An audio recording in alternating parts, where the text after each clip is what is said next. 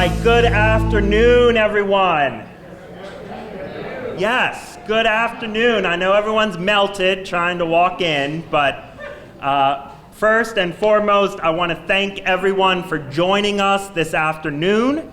I am Scott Davis. I am Chief of Staff for the Baltimore City Department of Housing and Community Development.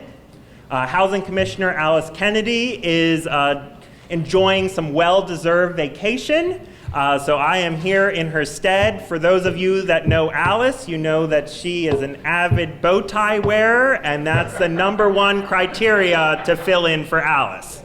So again, thank you. Excited, everyone coming out on your favorite activity to do at 5:30 on a Friday afternoon. I mean, giving away money to great community organizations really should be everyone's favorite activity on a Friday afternoon.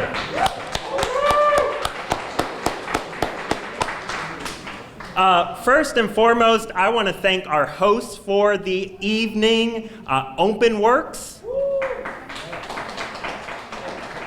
So again, thank you so much for hosting.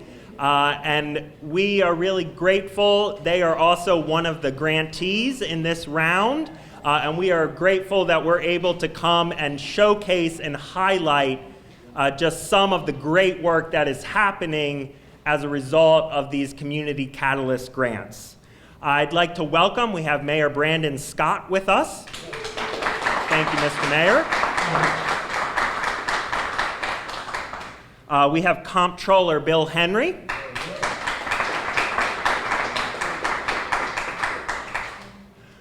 We have Mr. Derek Green from the Council President's Office, and it's my understanding that President Mosby's on his way. All right. We have Delegate Elizabeth Embry from the 43A. Thank you, Delegate. We have Miss Nikki Folks, representative for Councilwoman Felicia Porter of the 10th District. Thank you. I'd also like to recognize our DHCD staff because all of this, as you know with your teams, does not happen with just the person who dresses up in the tie and gives the remarks. So I'd like to recognize we have Lori Glass, who is the Assistant Commissioner for Project Financing. We have Paul Stanford, who is the Director of Grants Administration, there in the back, white shirt. We also have Felicia Harris, Grants and Investment Manager. Casey Chisholm, a grants manager. So if you work with her, I know they want to get to put a face to a name. And we also have Massey Amati, who is our graphic designer and communications assistant. So thank you to the DHCD team. And Miss Watson from the Trust Fund. I apologize, Miss Watson, and it looks... all right, so this program, the Community Catalyst Grants was started in 2018, and it has consistently delivered on the promise of bringing new resources into communities and strengthening our partner organizations that work alongside us in the interest of community development and neighborhood transformation. With tonight's awards, the CCG program will have provided a total of $10.6 million of capital grants and $5.9 million of operating funds for a total of $16,580,000 over just the course of 5 years.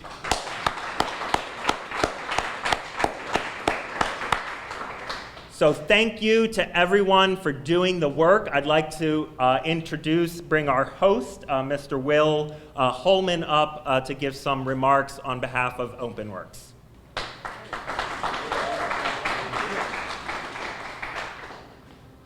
All right, good afternoon, everyone. Thanks so much for coming out. Thanks to our distinguished guests. And I'd also like to recognize some of our board members who have joined us tonight. Ms. Danielle Gooden from BGE. Mr. Leon Pinkett, former 7th District Councilman and current CEO of the Baltimore Arts Realty Corporation. And Dr. Ronald Williams, former Dean of the Coppin State University College of Business and current professor. Thank you for joining us today. So for those of you that are not familiar with OpenWorks, we are a nonprofit makerspace, and our mission right there on my office wall is to make tools, technology, and the knowledge to use them accessible to all. And we accomplish that through a couple different mechanisms. One, we provide membership access to industrial tools, training in how to use them for all ages. We provide startup studio space for small businesses, artists, entrepreneurs. And then we have a contract services department where we fabricate community projects. You might have seen a little plywood prototype in our yard. We are currently building 6 solar-powered Wi-Fi and device charging stations for rec centers in central Baltimore as part of the mayor's broadband plan. This will extend Wi-Fi 300 yards outside of each center and give young people, unhoused folks, anybody who needs it, an opportunity to charge their phone. So part of the reason we're here today is we're all getting one of these beautiful grants, and OpenWorks is using that grant to open a pilot location on the campus of Coppin State University next year. And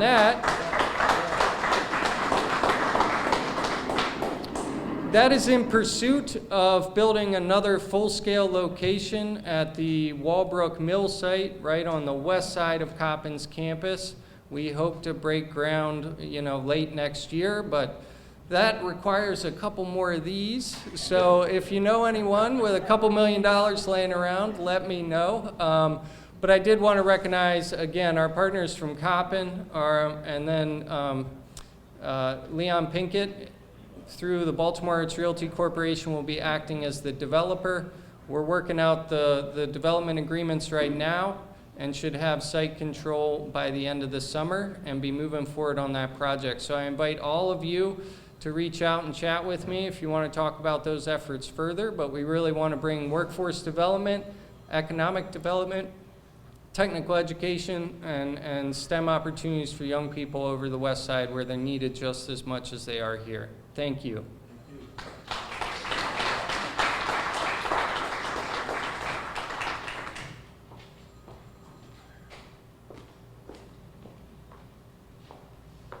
Thank you, and congratulations on your award, and what a great place for us to host our event. We appreciate it. Good evening. First, I want to give honor to God and to thank God for all of you awardees and for the important work that you all do in the neighborhoods to benefit our residents. Let me start by saying I'm relatively new to DHCD. I've been here about 7 months, but I've been working in community development in Baltimore for the past 5 years now, starting with Neighborhood Impact Investment Fund, a group that the city also provided capital to provide investments in underserved communities throughout the city. When NIF was created, it was very soon thereafter that the Community Catalyst Grant Program was launched, and we've come to rely on the Community Capital Grant Program to really be a source of not only capital, but for that precious, very precious operating monies that organizations often need to keep their doors open. So we're glad that we're able to continue with the operating grants as one of the many tools in our toolkit of financial assistance to provide to organizations throughout the city. The CCG program, as we call it internally, is just one component of our comprehensive approach to creating real benefit to residents of the city. Let me also say that I think Scott talked about the total amount, but we began this program with a $5 million investment, and it's continued to grow year by year. And we hope that this will become a permanent source of capital to the organizations. The Community Catalyst Grant Program is a competitive grant. So all of you who are awardees, let me tell you, you went through a rigorous review process with us, and we received applications for more than 3 times the amount of money that we actually were able to award. So kudos to you for those high quality applications, for the work you did to show us how engaged you are with community members and residents, and how you showed us that you were going to make this money really make a difference in our communities. The funds that we have provided have helped partners really with a really broad types of uses. Oftentimes, grant programs, the eligible uses are pretty boxed in, and you don't have a lot of flexibility. The beauty of the CCG program is we really want to work with you to provide that flexible capital you need to keep the doors open. So give you some examples. We've used capital funds, operating funds to upgrade electrical systems in buildings, to healthy housing and asthma interventions, for purchasing elevators at a nonprofit building, hiring staff, a big deal. All of you know, as a nonprofit organization, that having executive directors on staff that are paid make a big difference in you being able to get your work out. And so our funds can be used to pay for staff, and that's a really big demand on the dollars that we provide. And then also operational capacity, technology, training. We can even use the money for audits and finance and accounting systems. So our work with you in partnering to make our communities better is ongoing. We're committed, and we appreciate all of you coming out and joining with us in this celebration. We thank the administration for sustaining the program with repeat funding, and we're grateful to be here for this 3rd round of operating awards tonight. I want to say a special thank you all to all of those who completed your budgets within 2 weeks. We typically allowed 90 days, but this year we decided we wanted to do something different, and we wanted to move them on an accelerated basis. So guess what? 80% of the groups submitted their budget within 2 weeks. Why didn't we do that earlier, right? But we're there, and I appreciate it. I'm going to turn it over to Scott, but thank you again for being here.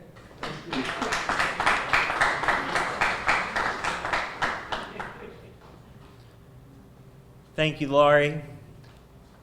So Mayor Scott has made attracting investment to neighborhoods, particularly those that have been redlined and historically disinvested in, a top priority of his administration.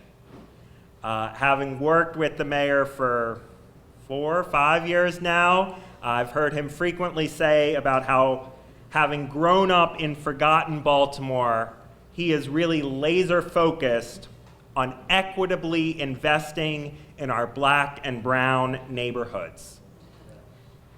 Since taking office in December 2020, under Mayor Scott's leadership and in strong partnership with community organizations across the city, such as yourselves, we have reduced the number of vacant properties in Baltimore City by approximately 1,500 properties. This is the lowest number in decades, and it is because of work that all of you do, that all of our community leaders and our community members and all of our city employees and agencies do. So with that exciting news, I do want to bring Mayor Scott up to give some remarks and announce our recipients this evening.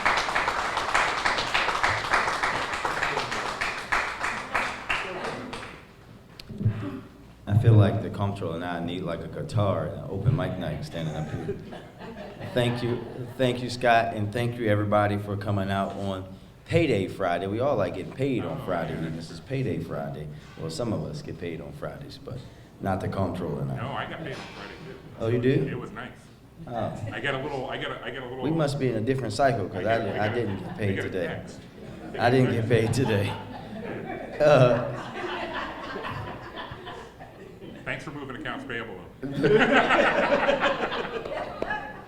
The CCG program is one that I really like to keep close to my heart, and it's a privilege really to brag about not the amount of money that we're giving out, right, which is important, but really about you all and the work that you do in neighborhoods to change those neighborhoods block by block, person by person, which is really how we're going to build the best Baltimore. So I want to say first and most importantly, thank you to all of you.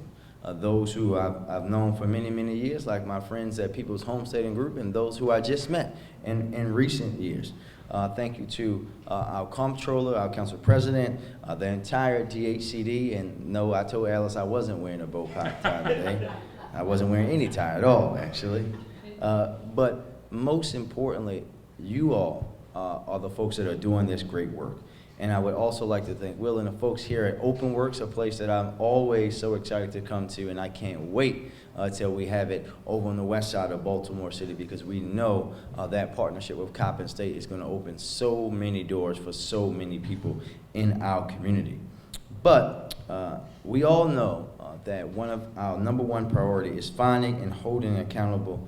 For me, I'll be remiss if I didn't talk about this, every single solitary person that had anything to do with the mass shooting that we had in Brooklyn last week. And we know that is particularly important to 2 organizations that we'll be honoring tonight. But I ask that all of us continue to wrap our arms around that entire community, because at the end of the day, we are all Baltimoreans, and what we're going to continue to do is have a conversation following this tragic, horrific event that has been a neighborhood that has needed investment for longer than I've been breathing air, right? Actually longer than the comptroller's been breathing air. And that support and love that we see going there now, and that support and love that we see going into neighborhoods that are getting awarded now, we all have to make sure that that continues each and every day. And tonight, of course, we're here to announce yet another round of grants to help move those kind of efforts forward. And as you heard earlier, since the inception of CCG grants, we have allocated over $16 million in new resources, or new money, as the comptroller would say, for operating and capital support for neighborhood-based partners. And while we always get more requests than we can fulfill for those funding requests that we get, when someone said like having millions of dollars laying around, the comptroller looked at me. I said, well, you know, I don't have it laying around, that's for sure. But we are going to continue to make every investment that we can. Tonight's announcement represents a 3rd round of funding for operating grants, and we know how much these funds mean to your day-to-day operations. And that's why I am pleased to be here tonight to shut my mouth and give out some checks and awards, because that's why I came here. So thank you very much. I'll turn it over to our comptroller before we run through the money.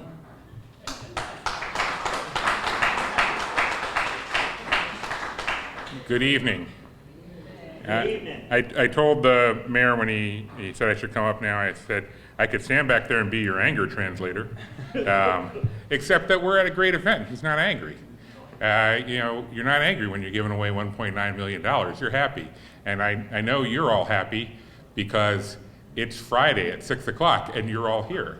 I want to tell you, and many of you know this, that before I was in elected government, I spent 8 years working for a community development corporation over in Southeast. So let me tell you that, well, the name of it is Patterson Park CDC, but the important thing is, as many of you know, I know what it feels like to sit in weekly cash flow meetings. I know what it means to make sure that you can pay people every week, because it's not always just your staff you have to worry about paying. There's other people that need to be paid. And I know what it means to struggle with getting that overhead money. because a lot of foundations and other philanthropic sources, they're happy to fund programs, but they're not necessarily interested in funding the people who make sure that things are getting done for the people doing the programs. And that's why I am especially appreciative of the fact that Baltimore City is able to give out these grants and support all of these wonderful organizations. And without any further ado, pardon? I was going to say, let's give away $1.9 million.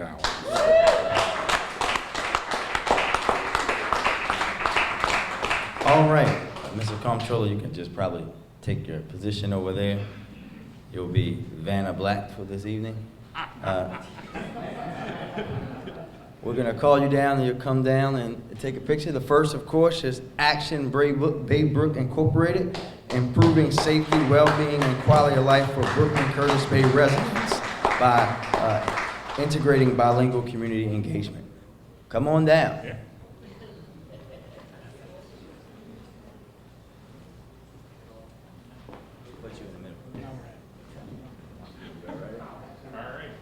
What's up? Oh, you engaged. You're there now. That's what I like. Oh, we got to move over.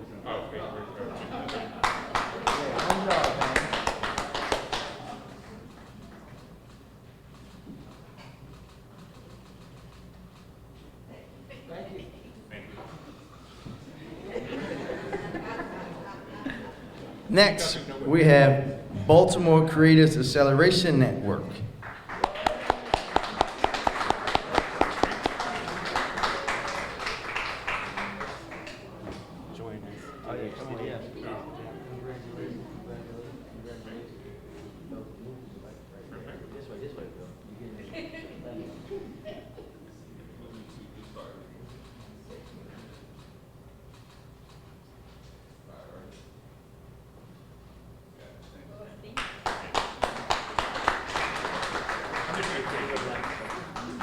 All right, they are not here today, I don't think, but Baltimore Furniture Bank, a project of Fusion Partnerships Incorporated. Let's give them a round of applause. Oh,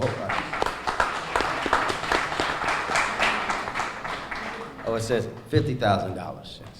All right, next we have Baltimore Urban Leadership Foundation, increasing community engagement outreach program, and that is $100,000. Congratulations.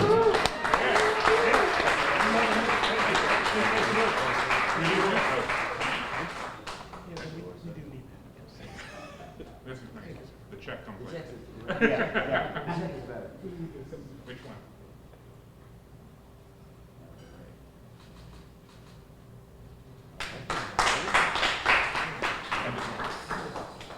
Next, Boca Corp, DBA Oliver Community Association. They are creating and delivering a strategic plan for the historic Oliver community. $100,000. All right. Bigger group.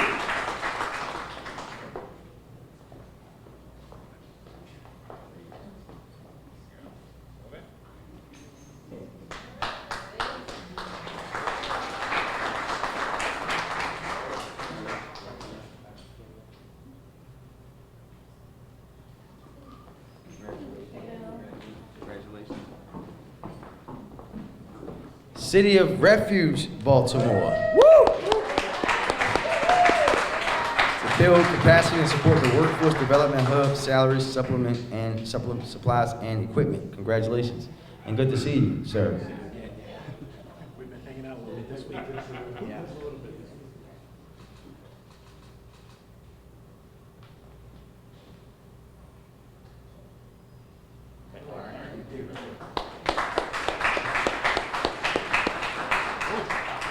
Coppin Heights CDC will receive $75,000.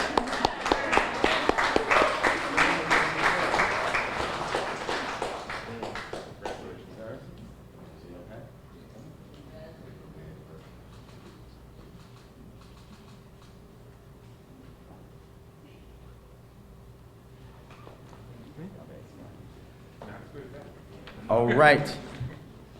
the Druid Heights Community Development Corporation.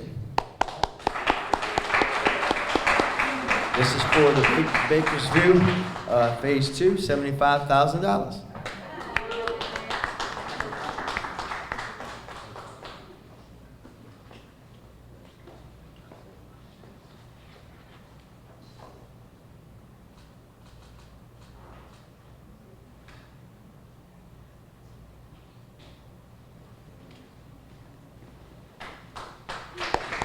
Next is the Edmondson Community Organization, $125,000, outreach and writing of a new neighborhood revitalization plan and salary for the development arm, the Hub West, Baltimore CDC.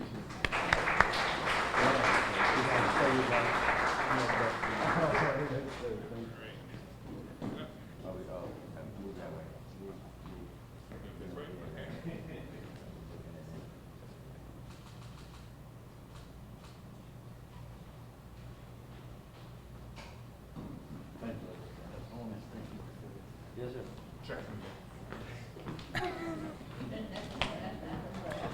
Habitat for the Humanity Chesapeake will receive $75,000.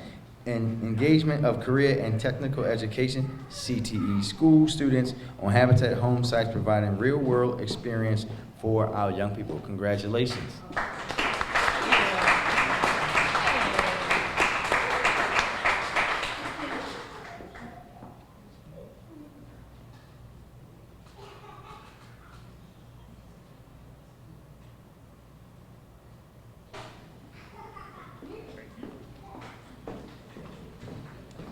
HTP Homes, Inc. will receive $75,000. Support capacity building by hiring a trainer, extending training hours, and covering increased expenses, something everybody knows about after the pandemic.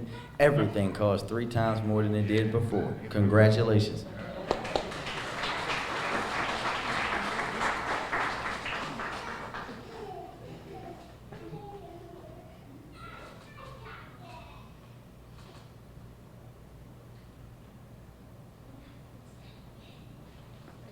Sir, thank you. All right, Mission First Housing Development Corporation, $75,000. Strategic review of retail potential and opportunities for historically disadvantaged businesses. Congratulations.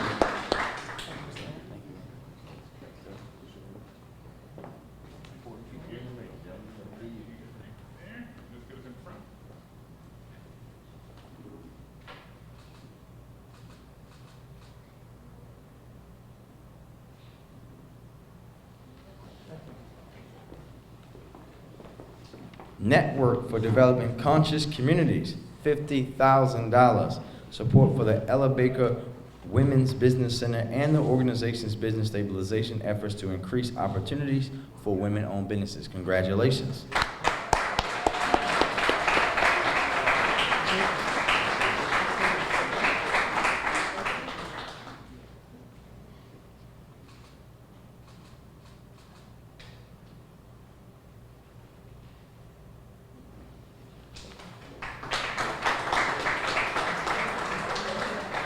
And our fabulous host, OpenWorks Inc., capacity building support for the opening of a West Side Maker Space branch, $50,000.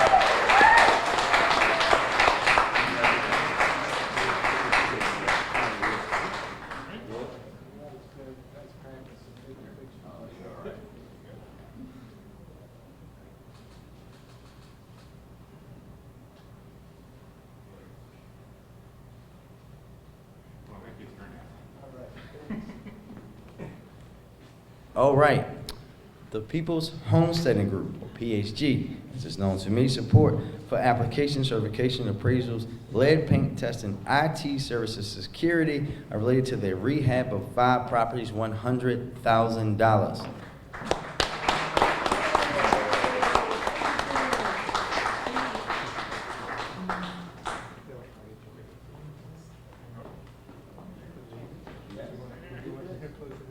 Oh, you're fine, you're fine. Oh,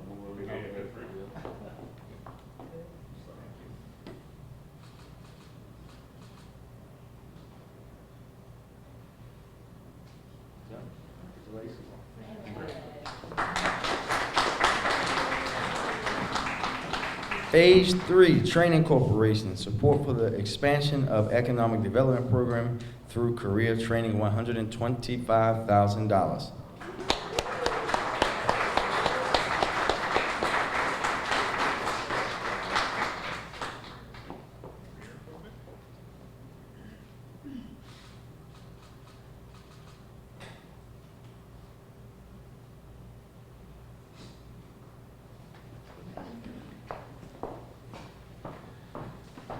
All right.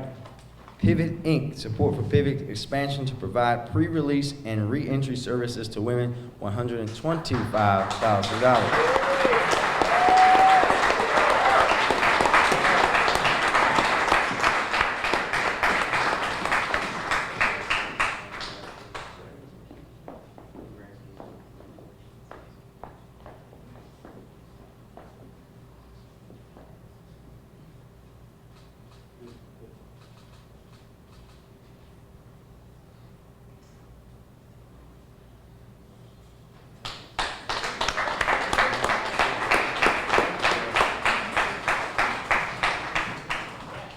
All right.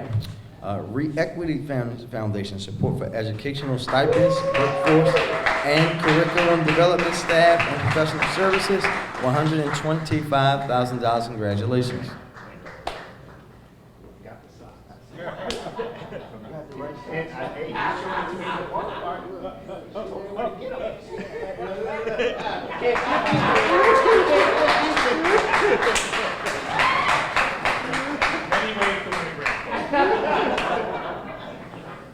Don't stop looking.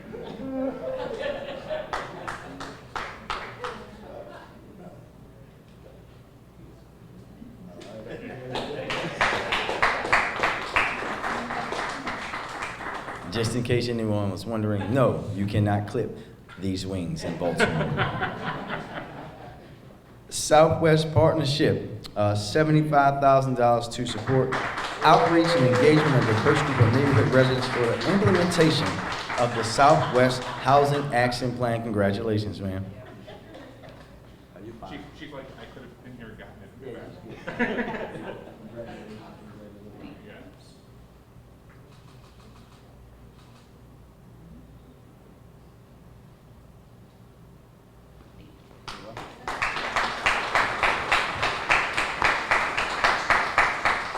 All right, next we have the historic, the National Great Blacks in Wax Museum Incorporated. Support for the expansion and facility upgrades, $100,000.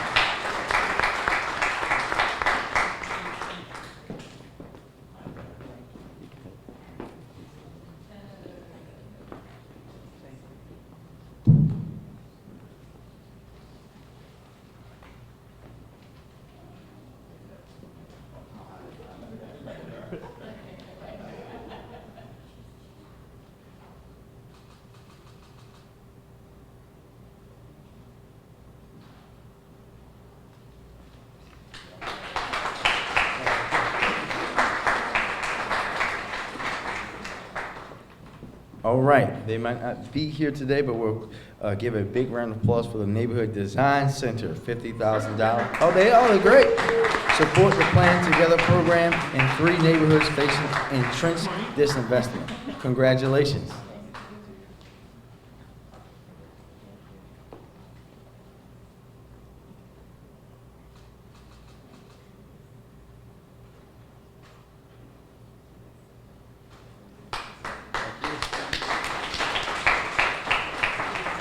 All right, and last but certainly not least, the Women's Housing Coalition, $100,000 for consulting services for the development and a communications team.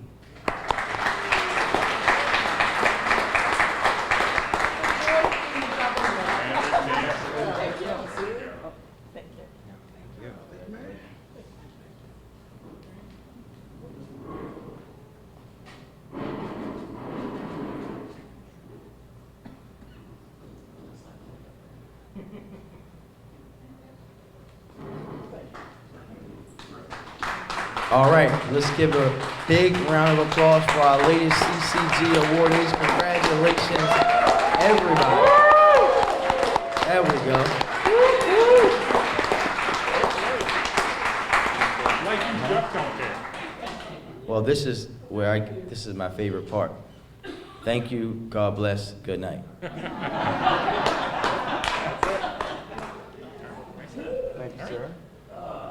Thank you, and I just want to thank Black Acres Roastery for providing our food this evening. So thank you so much. And group shot, everybody.